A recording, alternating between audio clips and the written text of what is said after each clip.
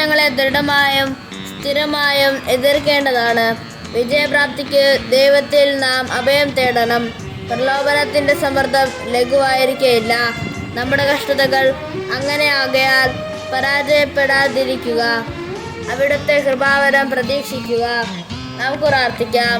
കർത്താവേ, എൻ്റെ നീതിത്വത്തെപ്പറ്റി ബോധവാനായും അങ്ങയുടെ കാരുണ്യത്തിൽ ആശ്രയിച്ചും അങ്ങയുടെ തൃക്കരങ്ങളിൽ ഞാൻ സ്വയം സമർപ്പിക്കുന്നു.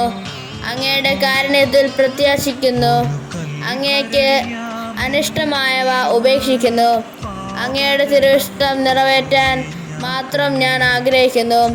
ഈ മനോഭാവത്തോടെ ജീവിക്കാനും മരിക്കാനും എനിക്ക് കൃപ ചെയ്യണമേ.